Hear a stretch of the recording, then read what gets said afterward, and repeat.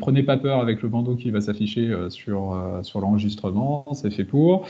Merci en tous les cas pour participer à ce webinaire en partenariat avec l'ADEME. Je les remercie encore une fois sur le gaspillage alimentaire. On va vous présenter donc la boîte à outils qui a été développée durant cet été pour répondre à l'obligation de la loi AGEC sur le diagnostic gaspillage alimentaire. Pour ceux qui ne me connaissent pas, je suis Benjamin Perdreau et je suis responsable RSE au sein de la coopération agricole. Et donc, dans ce webinaire, on va vous parler, on va avoir 3 phases. Donc, déjà une présentation du contexte et de la boîte à outils de l'ADEME. Et donc là-dessus, je laisserai Laurence Gouttière de l'ADEME prendre la main et vous exposer tous ces sujets-là qu'elle maîtrise de A à Z. Et puis après, dans la troisième partie, on vous parlera, et ce sera Inès Eren qui vous en parlera, des différents outils et supports que la coopération agricole, LCA, vous proposera aussi dans les prochaines semaines sur le sujet du gaspillage alimentaire. Donc n'hésitez pas. Et puis après ça, donc on aura une séance de questions-réponses. Donc à ce moment-là, vous pourrez soit par le chat, soit prendre la parole pour poser vos questions. Donc n'hésitez pas. Et bien sûr, la présentation sera partagée après le webinaire. Donc là-dessus, il n'y a pas de problème. Je laisse maintenant Laurence prendre la main pour la première partie et vous expliquer un peu tout ce contexte sur le gaspillage alimentaire et donc après rentrer un peu plus dans le détail de la boîte à outils. Merci, bonjour à tous. Effectivement, Laurence Gouttière en charge de la lutte contre le gaspillage alimentaire à l'ADEME. Et j'ai le plaisir de vous présenter effectivement à la fois ces éléments de contexte et cette boîte à outils. Alors, on va rentrer dans le vif du sujet. Il nous a semblé nécessaire avec Benjamin de reprendre ces éléments, même si pour certains c'est connu. Néanmoins, c'est vraiment ce qui pose les bases de tout ce qu'on va vous présenter par la suite. Alors, très rapidement, ce qu'on sait du gaspillage alimentaire. En 2016, l'ADEME a fait une étude macro donc de la situation. Ça a permis de sortir les 3 chiffres clés qui sont affichés à gauche et qui sont repris à tout va partout, puisque c'est les données de référence. Donc, ce qu'on sait, c'est que sur l'ensemble de la chaîne alimentaire, on a des pertes de l'ordre de 10 millions de tonnes en France, donc c'est vraiment énorme. Une équivalence de 16 milliards d'euros et puis l'équivalent de 3% des gaz à effet de serre de la France, donc qui sont dus au gaspillage alimentaire. L'autre grand enseignement de cette étude de référence, c'est que le gaspillage alimentaire, il est beaucoup mieux réparti que ce qu'on pouvait avoir en tête ou les idées reçues. En gros, c'est un tiers au tout début de la chaîne, ou plutôt à la phase de la production, et un tiers à l'aval, en bout de chaîne, donc au niveau de la consommation, que ce soit au foyer ou que ce soit hors domicile, donc les restaurants, la cantine, etc. Et puis ensuite, on a une vingtaine de pourcents à l'étape de la transformation et environ 15% à l'étape de la distribution. Et ça, c'est clé parce que clairement, si on veut arriver à réduire ce gaspillage alimentaire sur lequel il y a consensus, on est tous d'accord pour dire que c'est une aberration qu'il faut réduire, il faut travailler avec l'ensemble des acteurs et que c'est pas, je reprends l'exemple de la loi de 2016 qui focalisait sur les grandes et moyennes surfaces, c'est pas suffisant. C'est vraiment une interconnexion d'acteurs et il faut arriver à travailler avec toute cette chaîne et c'est ce qui fait la complexité du sujet parce que sinon on l'aurait déjà résolu depuis longtemps. Une fois qu'on a dit ça, oh pardon, il faut que je pense à utiliser le petit bouton. Je reviens quand même sur quelques éléments réglementaires parce que j'ai cité la loi de 2016 qui ciblait les grandes et moyennes surfaces. Depuis, il y a eu 2 autres lois. Donc il y a la loi qu'on appelle EGalim de 2018 qui est justement qui touchait l'ensemble des acteurs et qui cible plus particulièrement votre secteur d'activité et qui donc interdit de dénaturer des denrées encore consommables. Donc ça, c'est quelque chose qui est tombé et qui est devenu applicable au 1er janvier 2020. Autre chose, pour les grosses entreprises qui ont un chiffre d'affaires supérieur à 50 millions d'euros, il y a une obligation de réaliser un partenariat de dons avec une association d'aide alimentaire. au travers d'une convention qui précise bien justement les conditions de don. Et ça, il y a une ordonnance qui est venue préciser les conditions d'organisation, notamment pour appuyer l'importance de la qualité des données, des denrées pardon, qui sont transmises. Donc ça, c'est déjà en place. Et plus récemment, en février de cette année, voilà, en février de cette année, il y a la loi dite AGEC, anti-gaspillage et économie circulaire, qui est venue apporter 3 nouvelles choses. Les 2 premières, c'est valable pour tous les acteurs. Donc le premier point qui est important, qui officialise la définition du gaspillage alimentaire. Je dis qui officialise parce qu'en fait, cette définition, pour ceux qui suivent un peu le sujet, on la connaît depuis 2013. Elle avait été co-construite par tous les acteurs dans le cadre du pacte de lutte contre le gaspillage alimentaire qui est porté par le ministère de l'Agriculture et de l'Alimentation. Et à l'occasion de cette loi, elle a été reprise et officialisée. Et ce qui est important dans cette définition, qui est que toute nourriture destinée à la consommation humaine à un endroit de la chaîne alimentaire est perdue, jetée, dégradée, c'est du gaspillage alimentaire. Les 2 points clés, c'est qu'on parle de la nourriture à destination humaine et ça nous distingue d'autres pays européens. Alors pardon, je vois une petite main levée. Benjamin, tu veux Non, compléter? Non? c'est moi qui bug. C'est moi qui OK. bug. En Excuse-moi. tout cas, effectivement, il y a cette petite option de main levée. Donc ça nous distingue des autres pays européens parce qu'en France, dès que ça sort de la destination humaine, on est sur du gaspillage alimentaire, ce qui n'est pas le cas de tous les autres pays. En d'autres termes, à partir du moment où donc ça va, une denrée finalement, sert à nourrir les animaux, c'est du gaspillage. Pourquoi? Parce qu'on considère que pour nourrir les animaux, il n'y a pas besoin forcément de la même qualité en termes d'approvisionnement, de production, pas les mêmes besoins d'énergie, de process, de transformation et cetera. C'est un choix, mais ça a des conséquences ensuite sur tout ce qui se met en place derrière. Et l'autre point important, c'est à un endroit de la chaîne alimentaire. Où que ça se passe, que ce soit le fait de laisser des denrées dans des champs ou que ce soit, les restes d'assiettes, à la cantine ou, ce qui est perdu, à une étape de transformation ou dans du transport, c'est du gaspillage alimentaire. Donc c'est sur l'ensemble.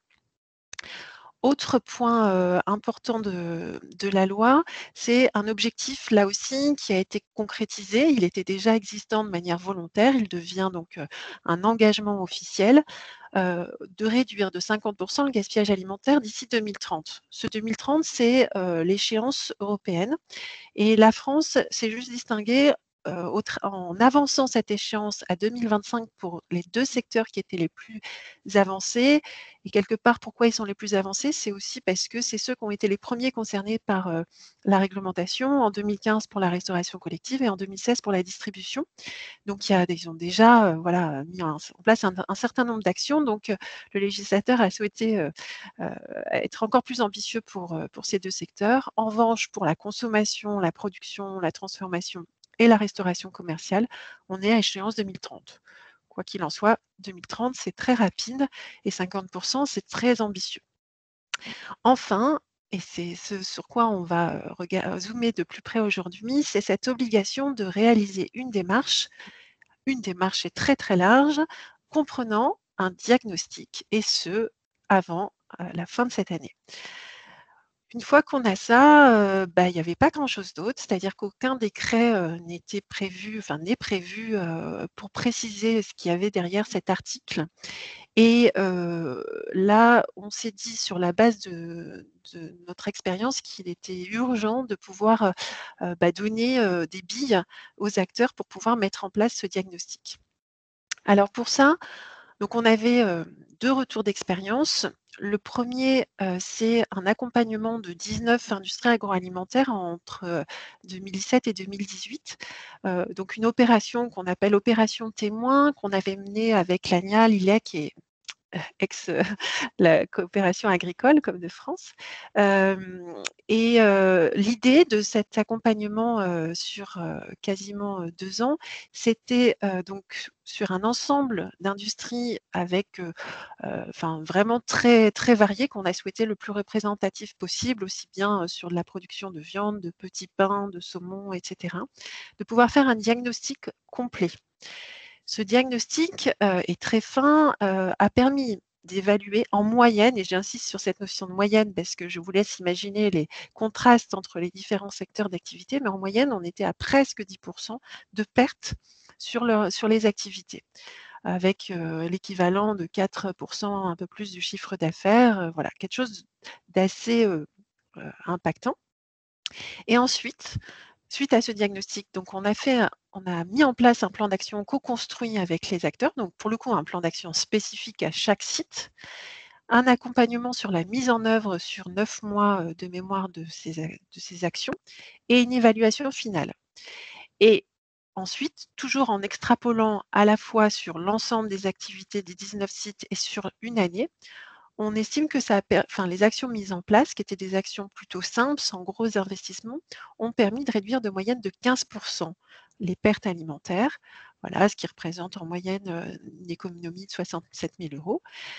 Donc on voit qu'avec un accompagnement, mais sur des mesures assez simples, on a réduit, que, si je puis dire, de 15 Alors c'est déjà beaucoup, mais par rapport à l'objectif national, on voit que ça nécessite, quand on veut travailler sur le sujet du gaspillage alimentaire, bah, d'investiguer ce sujet de manière, vraiment, proactive. Sinon, les réductions restent quand même assez faibles au regard des obligations. Donc ça, c'est notre première expérience qui nous a permis de poser les bases d'un diagnostic qui pourrait, être, généralisé, en tout cas en matière d'outils, et j'y reviendrai. L'autre expérience qu'on avait, c'était, suite à l'obligation, pour la restauration collective, on avait mis en place une boîte à outils qui s'est révélée, très utile et énormément utilisée par la profession. Et on s'est dit: «Bah, repartons de cette même idée, faisons les choses simples mais le plus rapide possible pour outiller les acteurs et mettons en place une petite boîte à outils, toute modeste soit-elle», et c'est cela que je vous présente, maintenant. Alors justement, n'ayez pas peur face à cette diapo. C'est vraiment pour, illustrer, ce par quoi on est passé pour construire, cette boîte à outils. Déjà, on s'est rapproché donc de l'ANIA, Valorial, la coopération agricole et le CRIT de PACA pour essayer de bien cerner le besoin. Et ce besoin, évidemment, il est très, large, et surtout, il fallait que l'outil soit le plus, polyvalent pour pouvoir s'adapter à tout type de secteur d'activité. C'est là toute la complexité, de ces travaux, c'est que, il fallait que ce soit le plus autoportant possible, et le plus, adaptable à toute situation. Et donc je pense que ça vous parle, selon, le secteur, sur lequel on est, voilà, on peut avoir une vraie complexité, en matière de process.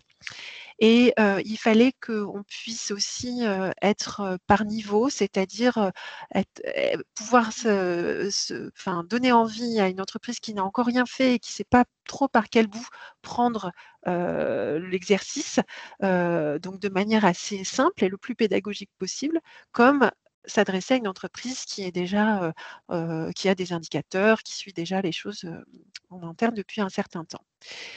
Donc sur cette base-là, l'outil tel qu'il est, ça prend cette forme-là. On a une petite fiche, vraiment toute simple, recto verso, c'est ce qui est présenté à gauche, qui reprend les principes de la boîte à outils et la présentation des 3 niveaux. Et ça, je vais vous le présenter justement. Sur la base de tous les échanges qu'on a pu faire, à la fois avec les partenaires cités et aussi avec les entreprises qui ont joué le jeu de tester les différents niveaux, et je les remercie d'autant plus que je pense qu'il y en a qui participent aujourd'hui à l'échange, on a, récupéré, enfin gardé toutes les questions qu'on avait eues, qui pour nous sont assez représentatives des questions que vous aurez au moment de la prise en main de cet outil. Donc c'est une petite foire, aux questions, voilà, toute simple. Et ensuite, donc sur la base des 3 niveaux, pour chaque niveau, on a un petit guide, tout simple de 4-5 pages spécifiques au niveau avec, le rappel des données que vous devez, remplir, comment, les petits pièges à éviter. un tableur vierge de saisie et c'est l'exemple où on voit les petits camemberts, un exemple de tableau déjà rempli avec un cas. Ce qui permet déjà de pouvoir se repérer dedans et puis aussi d'avoir une illustration de ce que peuvent donner les bilans qui sont proposés. Et ça aussi, je vais vous les montrer. Alors, je reviens un petit peu sur la base. Pourquoi faire un diagnostic? Clairement, d'abord pour répondre à la réglementation et aussi, et ça je tenais à l'évoquer, heu, au niveau européen, il y a une directive européenne qui est tombée en 2019 qui rend obligatoire pour les États membres le fait, de rendre des comptes à l'Europe des pertes et gaspillages en France. De fait, la France est en train de s'organiser pour, justement, faire ce reporting européen qui va commencer en 2022 à partir de données de 2020 et ces enquêtes, enfin cette obligation européenne, elle est obligatoire donc tous les ans à une échelle macro, donc pour la France, un chiffre et tous les 4 ans, il va falloir que la France rende des comptes de manière, sectorialisée et clairement, il va falloir qu'elle puisse préciser ce qu'il en est pour, les industries agroalimentaires et pour cela, la France est en train d'organiser, au travers des enquêtes INSEE auxquelles vous répondez déjà, des lignes complémentaires sur la partie, pertes et gaspillage alimentaire. Donc ça, voilà, ça va arriver à plus ou moins à court terme, je pense d'ici 2022. Pour le coup, je suis pas dans les petits papiers de cette organisation-là, mais j'en entends parler et là, bah, plus tôt vous aurez, commencé à organiser cette collecte d'informations, plus ce sera facile d'y répondre. Ensuite, au-delà de la réglementation, c'est évidemment de pouvoir, évaluer vos pertes afin d'identifier, bah, des gains économiques, de pouvoir optimiser vos lignes, mobiliser vos équipes autour de ce sujet pour, dans l'objectif, final, entamer un plan d'action pour réduire, les pertes identifiées. Sur ces 3 niveaux, donc là je rentre un peu plus, dans le détail, on en a 3. Le premier, c'est vraiment, une estimation globale sur l'ensemble du site, une notion un peu de bilan, matière, entrée-sortie, voilà, tout simple. Je vais y revenir, hein. Niveau 2, là, on souhaite repérer sur quelle matière plus précisément ou sur quel produit fini on a, intérêt à, regarder de plus près, heu, en fonction des différentes, étapes, de la production. Donc là, on est plus sur un outil de pilotage un peu affiné, même si on reste encore sur l'ensemble du site. Et le niveau 3, là, on est vraiment on a repéré, soit la ligne de production, soit le produit en particulier sur lequel on souhaite, regarder de très près et là, c'est vraiment donc zoomer et ça devient un outil d'aide à la décision pour repérer précisément les actions à mettre en place. Donc là, je rentre un petit peu dans le détail. Sur le niveau 1, donc l'objectif, c'est vraiment d'avoir une vision, globale, des pertes, alimentaires et on va avoir comme type de résultat une approximation. Donc j'insiste, c'est, forcément à la grosse louche puisqu'on va vous demander des données, générales, donc qui vont être basées sur le rapport annuel avec les achats de matières et les ventes de produits finis. On va pouvoir avoir un niveau affiné, un niveau, plus, avec, les formulations, des différents produits si vous avez, si vous n'avez pas 36 produits, au sein de votre entreprise et donc c'est des moyennes. Alors en termes d'illustration, voilà un petit peu ce que ça peut donner. Vous allez avoir un résultat annualisé en matière donc de gaspillage alimentaire en kilogrammes, une estimation des pertes associées à ce gaspillage et puis une estimation. Donc vraiment, j'insiste sur la notion d'estimation de manque à gagner en considérant que si vous aviez pu utiliser ces denrées qui finalement ont été gaspillées, voilà ce que vous auriez pu, vendre, derrière. Avec, un niveau, plus, voilà le niveau plus, on peut affiner en rentrant les différentes formulations et là, sur un exemple de coulis de tomates, on va pouvoir, rentrer et se rendre compte plus précisément sur chacun des ingrédients, à la fois les pertes et les coûts et aussi l'estimation, du manque à gagner. Donc ça, c'est des illustrations. En termes de d'éléments visuels, des petits histogrammes sont proposés en faisant ressortir les 5 matières critiques. Alors là, sur l'exemple du coulis de tomate, on n'a pas beaucoup de matières entrantes, donc on n'en a que 4, mais sur quelque chose de plus complexe, on a soit 5 matières, soit les 10 matières critiques, donc on peut se rendre compte. Et là, clairement, on se dit: «Bon, bah, c'est sur la tomate, en particulier qu'il y a un enjeu, c'est là où il faut que je vois». Mais là, cette étape-là, on ne peut pas voir à ce niveau, on ne peut pas voir à quelle étape de la production, est-ce que c'est au stockage, au parage, et cetera, qu'il y a des pertes. C'était pour le niveau 1. Pour le niveau 2, là, on commence donc à rentrer un petit peu plus, dans le détail en essayant de se baser donc sur, les niveaux de transformation, afin de voir effectivement à quel moment on a les pertes. Donc est-ce que c'est, réception, transformation ou conditionnement ou expédition? Donc on va avoir là encore une estimation, ou ce qui va permettre aussi de savoir si c'est plutôt au moment du produit, de la matière première, du produit semi-fini ou du produit fini. Et aussi, forcément, on commence à affiner en matière de coût. Là, on va utiliser des données issues de rapports détaillés des achats, de la suivi de la logistique, les rapports financiers. Donc forcément, ça prend un peu plus de temps. À chaque fois, on est très transparent sur les limites. À la fois dans le guide et dans la petite fiche mémo, on rappelle, ce que vous pouvez avoir et ne pas avoir, et aussi au point de vigilance sur, l'interprétation. Donc là, il ne s'agit pas de regarder très précisément, mais c'est juste pour vous montrer que forcément par rapport au niveau 1, on élargit les informations, donc à la fois, le gaspillage. Là, on voit en fonction de si on est sur de la matière première, sur des produits finis ou semi-finis, sur le coût, sur le manque à gagner, maximum, celui qui est optimisé par rapport à la matière critique. Une estimation, et ça c'est le gros plus du niveau 2, c'est que là, on a une estimation de l'impact environnemental, de ces pertes, et avec aussi la notion, de score unique. Donc là, en termes d'illustration, on a des camemberts en plus des histogrammes avec, voilà, les parts, de perte. Est-ce que c'est plutôt, sur, l'activité, sur la matière première, et cetera? Et pareil pour la partie, économique. Et on a aussi la possibilité d'avoir, la masse perdue avec le qui enfin, c'est une petite phrase qui interprète justement, la statistique.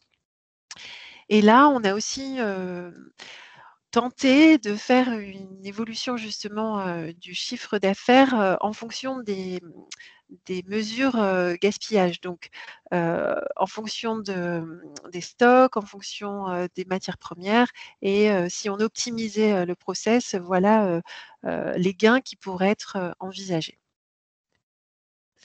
Et d'autres illustrations, là, c'est, sur, l'impact, environnemental. Donc dans ce cas-là, le gaspillage représente 5 par rapport à l'ensemble de l'activité. Et enfin, le niveau 3, donc je passe assez vite, mais après l'idée, c'est plutôt de pouvoir répondre, aux questions.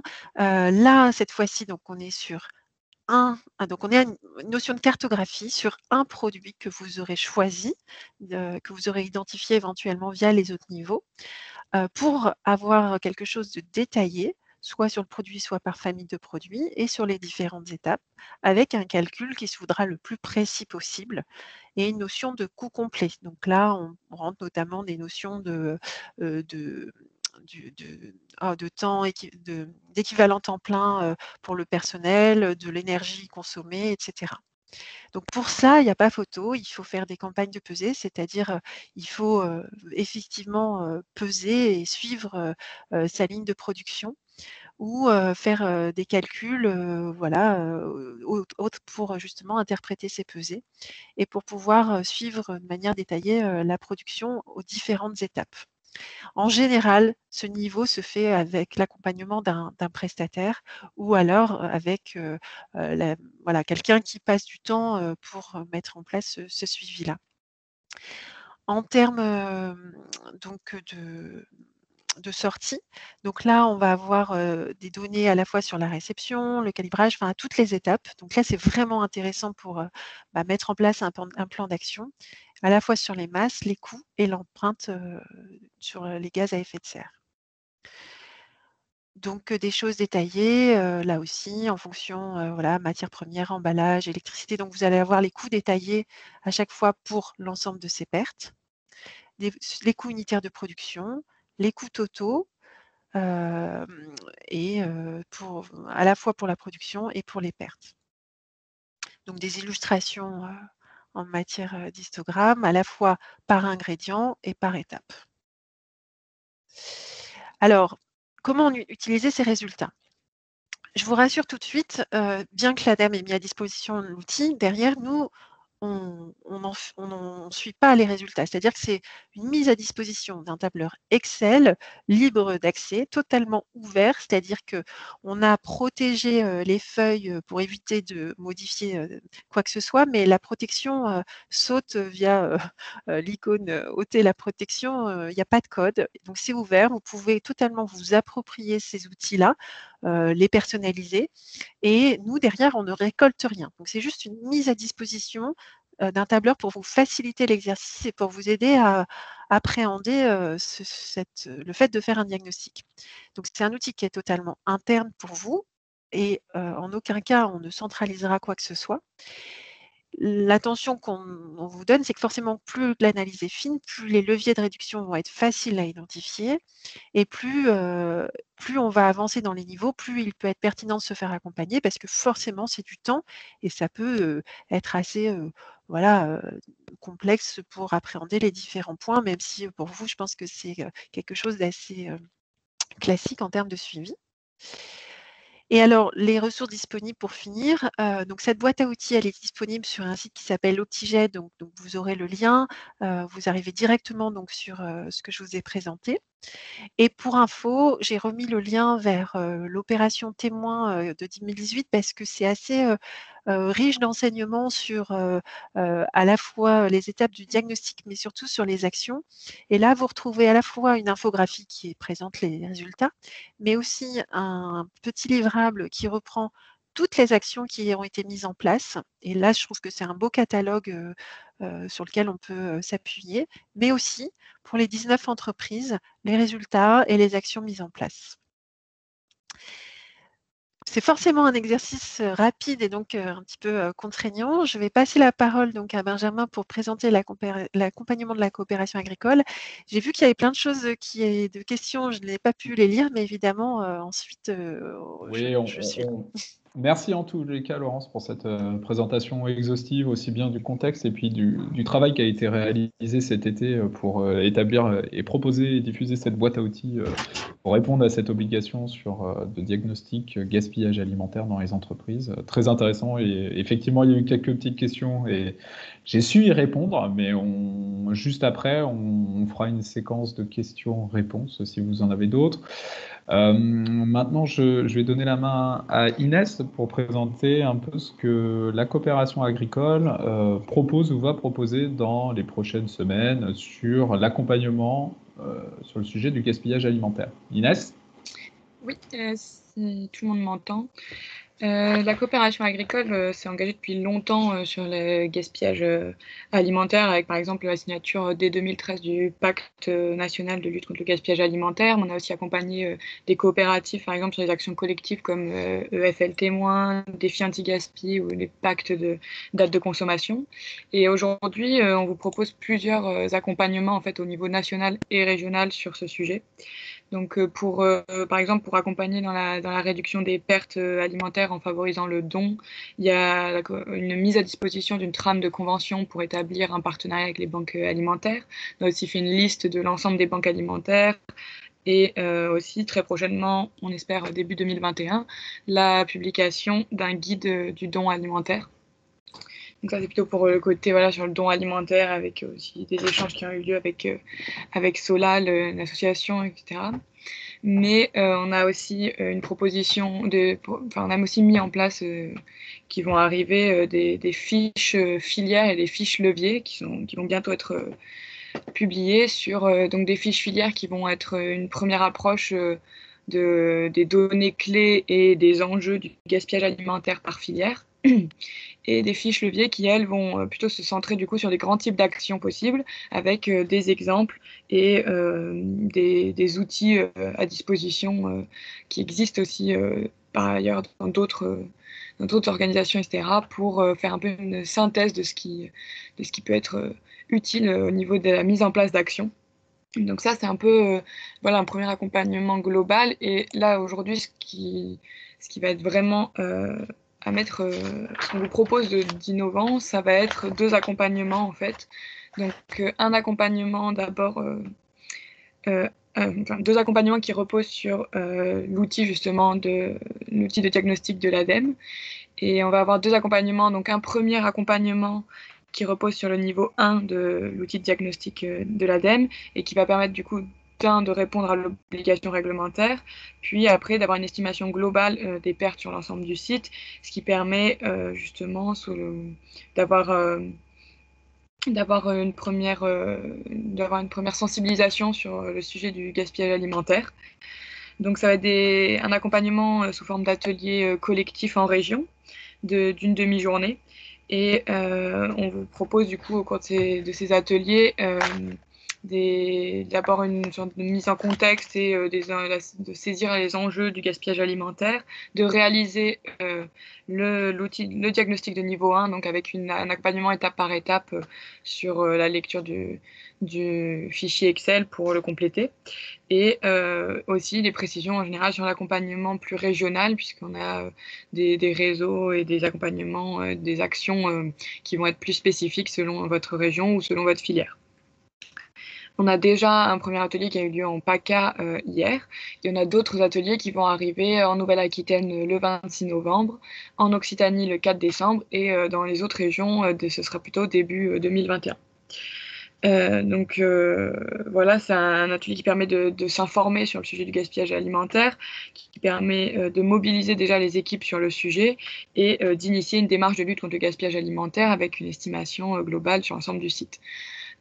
C'est des ateliers voilà, collectifs sur une demi-journée. Ensuite, si vous voulez aller plus loin, on va vous proposer un second accompagnement qui, lui, va être un accompagnement individuel et qui se tiendra sur une période plus longue, donc avec en fait la réalisation avec un conseiller de la coopération agricole du diagnostic de niveau 2 de l'outil ADEME sur une journée sur site et ensuite des échanges a posteriori, mais qui vont permettre du coup d'abord avec le diagnostic sur une journée d'avoir une évaluation des pertes à l'échelle toujours de l'ensemble du site, comme l'a présenté Laurence, mais plus détaillée, avec déjà des grandes étapes qui apparaissent, qui vont permettre aussi, c'est une journée qui va permettre de faire des échanges entre les équipes, d'observer le fonctionnement de la coopérative ou de l'entreprise, et du coup d'avoir en fait en une journée des échanges importants pour identifier les sources de gaspillage alimentaire et pour construire surtout un plan d'action.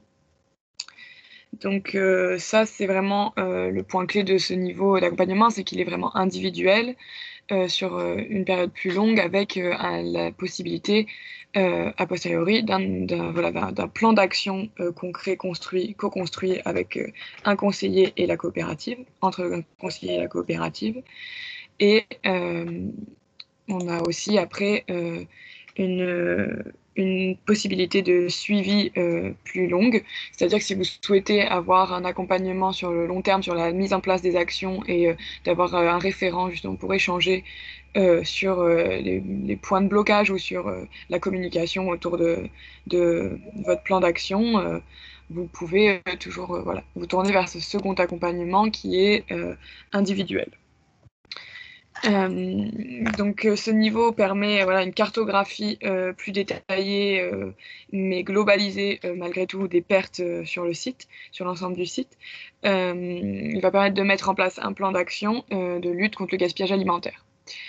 Donc la coopération agricole voilà, vous propose ces 2 niveaux d'accompagnement spécifiques en plus des accompagnements possibles qu'on vous a cités avec le don alimentaire et des fiches outils qui vont être communiqué sous peu. Je vais laisser la parole à Benjamin pour Ouais, merci Inès pour la présentation de ces différents outils sur lesquels tu as pas mal travaillé, donc encore bravo. Juste pour info, donc la partie, on va dire, plutôt collective, hein, le guide sur le don, les fiches et tout ça, ce sera accessible sur notre site internet, hein, que vous soyez une coop ou pas une coop ou que ça vous intéresse. Vous pouvez aller sur notre site et on les mettra à disposition durant le mois de décembre, je pense, puisqu'on est en train de finaliser toutes ces fiches. Et le guide du don alimentaire, hein, où on travaille avec l'ANIA, la FCD, la FNSEA et l'association Solal devrait arriver, lui, ce guide du don alimentaire, plutôt début 2021. Et après, donc, pour les coopératives qui seraient intéressées donc, pour ces accompagnements collectifs sur le niveau 1 ou sur le niveau 2, vous prenez contact avec moi ou sinon vous prenez contact avec votre fédération régionale qui est en train d'organiser ces ateliers via webinaire, bien sûr, en ce moment, dans les prochaines semaines. Donc maintenant, c'est un peu question times. Soit vous les mettez par chat, soit vous levez la main si vous avez une question, donc n'hésitez pas. Il y a une première question déjà de Régis Méran Vivessia. C'est pour les entreprises de transformation qui produisent des coproduits pour l'alimentation animale, est-ce qu'elles sont concernées? Alors concernées par l'obligation de diagnostic, je pense, Régis. Laurence, si tu veux répondre. Alors, hop, je voulais, je voulais Rouvre remettre là. ton Oui, voilà. micro. Oui, c'est bon? Ouais, Ouais. c'est bon. Alors, clairement, enfin, je ne sais pas si vous faites les deux, c'est-à-dire si vous à la fois produisez de l'alimentation humaine et puis qu'il y a des coproduits pour l'alimentation animale. En tout cas, tout ce qui est production à destination animale n'est pas à prendre en compte. Donc, vous ne remplissez pas ces données-là, tout simplement. En revanche, si vous faites aussi par ailleurs, enfin voilà, s'il s'agit juste de coproduits qui, eux, partent pour l'alimentation animale, vous ne les prenez pas en compte. Et j'en profite pour signaler que Inès a énormément participé aussi à la construction de ces outils qu'elle connaît vraiment très très bien. Je la remercie et donc n'hésite pas à compléter mes réponses, Inès. Oui, c'est sûr que sur cette question de l'alimentation animale, ça fait beaucoup débat. Il faut bien prendre en compte voilà, que c'est une différence entre si c'est intentionnellement une production d'aliments pour les animaux ou si c'est juste que vous valorisez vos écarts vers l'alimentation animale. Parce que si c'est juste une valorisation de vos coproduits en alimentation animale, vous allez être obligé de le prendre en compte comme des pertes et gaspillages alimentaires, alors que si c'est vous qui êtes producteur d'aliments pour les animaux de rente ou pour les animaux domestiques, là par contre, n'est pas considéré, enfin c'est une activité à part en fait. Exactement. On a toujours hein, cette règle. Alors, même comme Laurence hein, tout à l'heure l'a dit, hein, il n'y a pas eu de texte pour préciser cet article de loi, mais aujourd'hui, nous, notre lecture, après plusieurs allers-retours avec les ministères, c'est de s'en tenir au code NAF 10, qui est industrie agroalimentaire. Voilà, donc c'est ça un peu aujourd'hui notre ligne et notre lecture du périmètre de cette obligation de diagnostic. Alors on a une autre question qui porte sur le vin, parce que je pense qu'aujourd'hui effectivement hein, la question porte beaucoup sur le périmètre. Donc, je lis la question de Nathan. Les acteurs de conditionnement du vin sont soumis à des règles strictes au même titre que d'autres ISIA, carrément. Pour autant, quand on parle de vin, peut-on vraiment parler de nourriture destinée à la consommation humaine, comme décrit dans l'article 35 de la loi AGEC? Sommes-nous concernés par ce dispositif de diagnostic?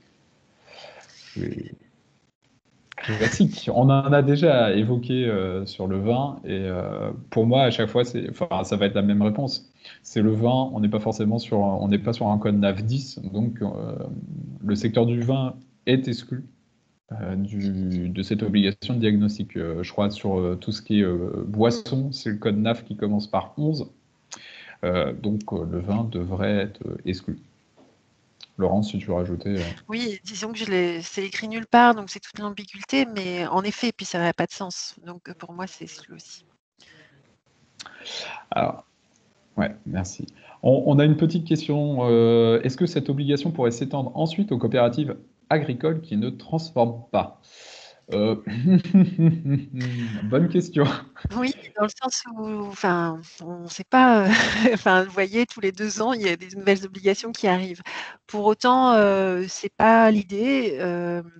Je pense que le législateur avait déjà envie de mobiliser les industries agroalimentaires sur les donc plutôt des producteurs, c'est tellement difficile de pouvoir identifier les pertes, notamment quand ça reste au champ, etc. Enfin, nous, en ce moment, on fait une opération témoin sur les producteurs de fruits et légumes, justement, avec la coopération agricole. Bon, ben, on passe encore au niveau de complexité supplémentaire. Bon, en revanche, ce qui est sûr, c'est qu'ils vont eux aussi avoir à rendre des comptes au travers d'enquêtes obligatoires. Donc, progressivement, il faut qu'ils s'organisent. Mais de là à ce que ça devienne une obligation, ça me paraît difficile. Mais c'est difficile. Voilà, je ne suis pas à la place non plus du législateur. On n'a pas encore, on n'a pas posé la question dans une boule de cristal, mais effectivement, hein, la tendance, pour rappel, hein, si on fait un peu de l'archéologie, mais assez proche, 2016, première loi sur le gaspillage alimentaire, où c'était plutôt la distribution qui était concernée et la restauration collective, si je ne me trompe pas. Et on voit au fur et à mesure, donc avec la loi Egalim, avec la loi AGEC, qu'on tous les acteurs de la chaîne alimentaire commencent à être concernés par cette question du gaspillage alimentaire. Et Laurence l'a répété tout à l'heure, maintenant inscrite dans le Code de l'environnement avec la loi AGEC, il y a cette obligation d'atteindre les 50% de réduction du gaspillage alimentaire en 2025 pour la distribution et la restauration collective et en 2030 pour la transformation et la production.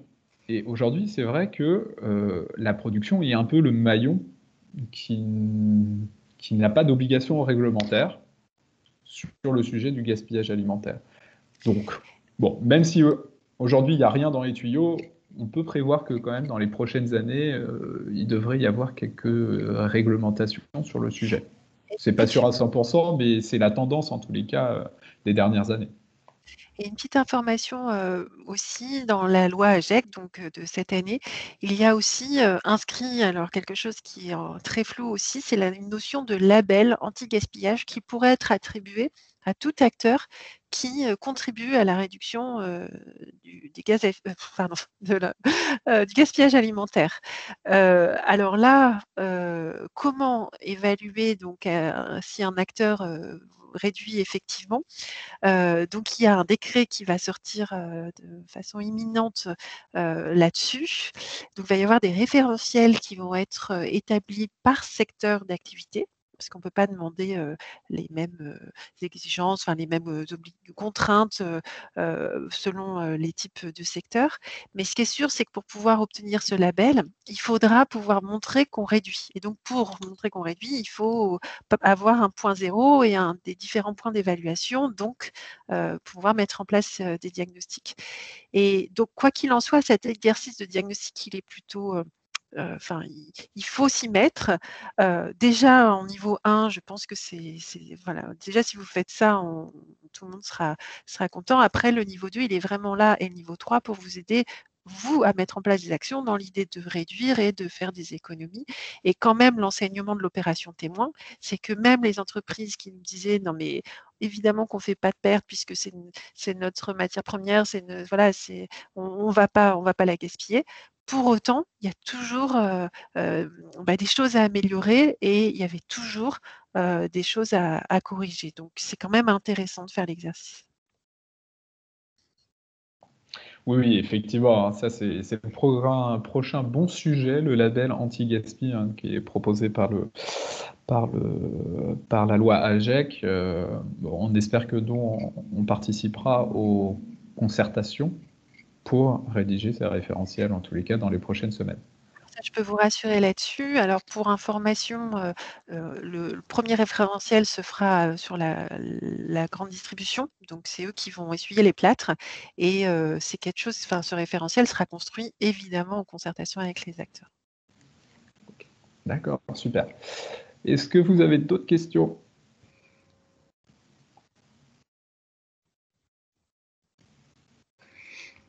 Pas d'autres questions ? On a été clair comme de l'eau de rouge.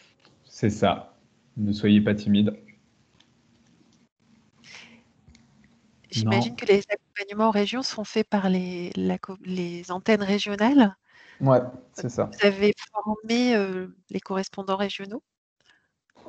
Exact. Oui. Donc on s'appuie après sur nos relais régionaux dans nos différentes fédérations qu'on a, et comme ça qui pourront voilà, être proches et répondre aux besoins des coopératives de la région. Et sur les ateliers régionaux qu'on prévoit dans les prochaines semaines, donc ça se passe par webinaire. On en a fait un hier, test en PACA, ça s'est bien déroulé, et à chaque fois, hier, Inès et moi, on était présents pour soutenir la fédération régionale, mais ça s'est très bien passé, et bon, je pense que moi, je serai là pour accompagner à chaque fois les fédérations régionales dans l'animation de ces webinaires, mais on s'adapte, on est agile, et le format webinaire permet de toucher un grand nombre et de remplir le niveau 1. En tous les cas, le niveau 1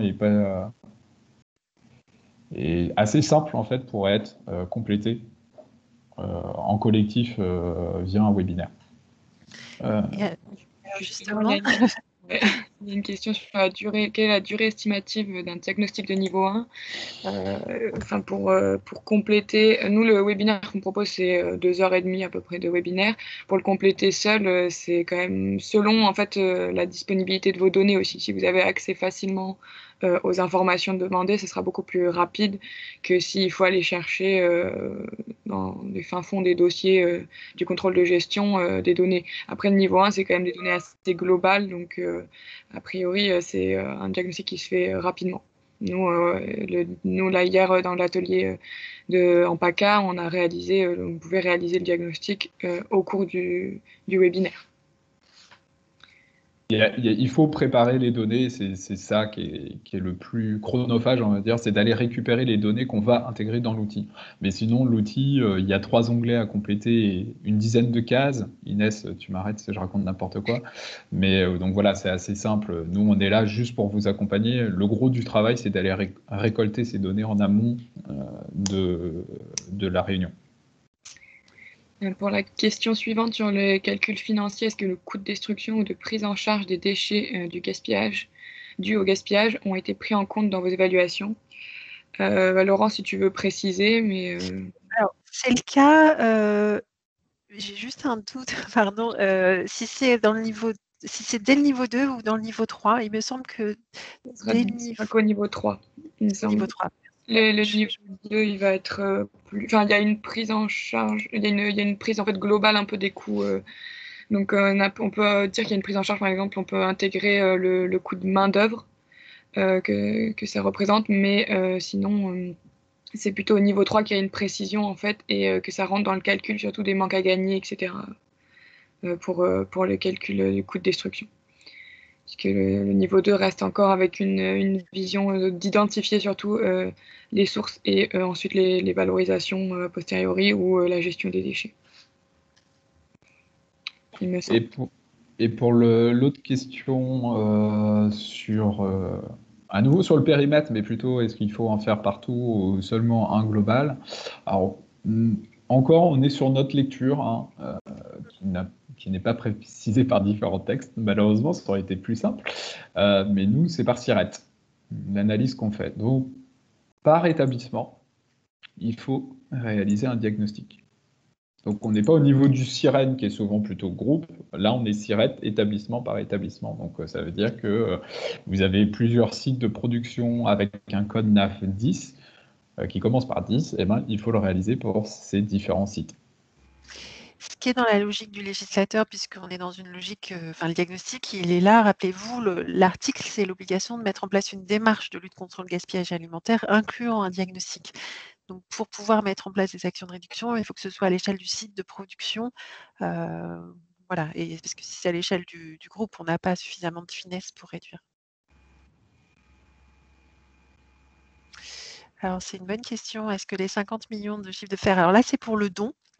Ces 50 millions, pour rappel, hein, donc l'obligation de mettre en place une convention, un partenariat de don, il est réservé aux sites, aux établissements ayant un chiffre d'affaires supérieur à 50 millions d'euros. Donc, ça n'a pas de rapport avec le diagnostic. Mais là, par contre, j'aurais tendance à imaginer que c'est pour le groupe, mais je ne suis pas sûre. Ouais, notre lecture, c'était plutôt sur le groupe. Hein. Sur les 50 millions d'euros de chiffre d'affaires, on était plutôt sur le groupe. Donc voilà, on n'est pas par site, c'est 50 millions d'euros pour le groupe de chiffre d'affaires. Et donc après, avec cette condition en plus secondaire, enfin pas secondaire, mais une seconde condition qui est pour faire donc avoir cette obligation de signer une convention de don avec les associations d'aide alimentaire, il faut proposer des produits, comment c'est marqué, enfin consommables en l'état. Un truc comme ça, je ne sais plus exactement. En tous les cas, ce n'est pas des produits intermédiaires, c'est des produits finalisés. Je n'ai pas le bon terme, et en plus, produit finalisé, c'est un terme très moche. Je peux le retrouver, mais en tout cas, c'est l'idée, oui, qui sont directement. Et pour la question de Régis Méran, non, il n'y a pas de condition en fait. Il n'y a pas de seuil comme on peut avoir dans différentes autres obligations, par exemple sur les audits énergétique de 250 personnes, de 50 millions d'euros de chiffre d'affaires, ou pour la DPEF, déclaration de performance extra-financière de 500 salariés, 100 millions d'euros de chiffre d'affaires. Non, là, c'est du moment que vous êtes un site avec un code NAF qui commence par 10, vous êtes obligé de le faire. Il n'y a pas de seuil de chiffre d'affaires ou de salariés. Donc, potentiellement, ça concerne quand même un grand nombre de structures. Hein. Et c'est pas faute d'avoir demandé des précisions, comme vous pouvez vous en douter, parce que ça nous paraissait assez aberrant justement que, quelle que soit la taille de l'entreprise, il y ait cette même exigence de diagnostic. Et c'était aussi nous pour affiner cette construction d'outils. Et on nous a toujours répondu un peu en bottant en touche, mais en disant c'est les opérateurs de l'industrie agroalimentaire, donc c'est les opérateurs, donc c'est tout le monde. Ok. Alors, il y a une question sur les coproduits que j'affiche. Ouais. On revient un peu sur la définition du gaspillage alimentaire. Alors, c'est toujours pareil. Si ce coproduit, ensuite, il est à destination de la consommation humaine, oui. Tout dépend en fait de sa destination de départ.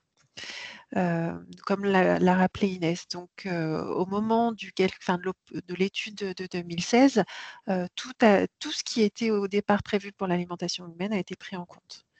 Et à partir du moment où cette destination initiale est dévoyée, là, donc c'est du gaspillage. Après, si votre coproduit est envoyé vers une production alimentaire humaine, c'est pas du gaspillage alimentaire.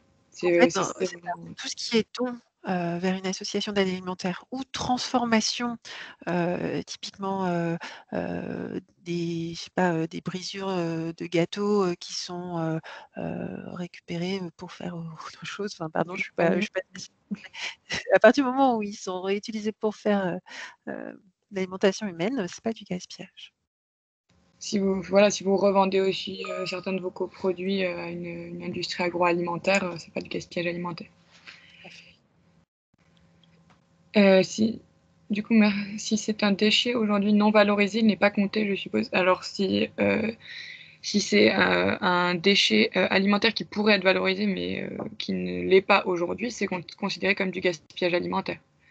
C'est justement pour vous aider à repérer cela et vous donner envie de le valoriser. En fait, pourquoi ceux d'abord humains, etc. C'est que dans la loi de 2016, il y a la hiérarchie des actions en matière de lutte contre le gaspillage alimentaire. Et donc, d'abord, on évite, on fait de la prévention. Ensuite, on donne ou on valorise pour l'alimentation humaine. Ça, c'est les actions de lutte contre le gaspillage alimentaire. Et seulement après, il y a la valo animale, la valo énergétique, la valo industrielle, etc. Ça ne veut pas dire que ce n'est pas bien. Ça veut dire que ce ne sont pas des actions de lutte contre le gaspillage alimentaire. Donc, l'idée, c'est pour vous d'essayer, avant d'en faire de la transformation animale ou du méthane, etc., enfin de la méthanisation, c'est d'abord d'essayer d'en faire une destination humaine. J'en profite pour repréciser du coup sur les coûts de prise en charge des déchets que c'est bien dans le niveau 2, ils sont identifiés, les coûts au kilo de traitement de déchets, de gestion des déchets, mais ils ne sont pas pris dans tous les calculs a posteriori après. C'est pour ça que le niveau 3 va être beaucoup plus détaillé sur ces questions-là. Est-ce que dans l'audience, vous avez une dernière question, puisqu'on va arriver au bout de ce créneau horaire dédié au webinaire?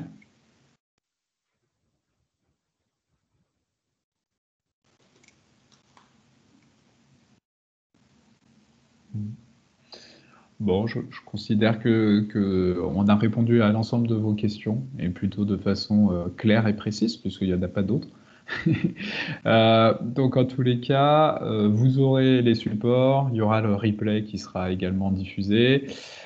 Je remercie Laurence et Inès d'avoir participé à ce webinaire. Je vous remercie vous également d'avoir répondu présent pour ce petit webinaire et puis de vos questions qui étaient très intéressantes et qui prouvent qu'il y a beaucoup de questions qui se posent sur le périmètre. Donc on essaye de répondre avec les éléments qu'on a. Merci à vous. Et puis donc, si vous êtes intéressé après par différents accompagnements que nous, la coopération agricole, on peut proposer, n'hésitez pas à nous solliciter et à aller faire un tour sur le site de l'ADEME pour directement accéder sur les outils. Merci beaucoup. Merci. Merci beaucoup. Merci à tous. À très bientôt. Au revoir. Merci.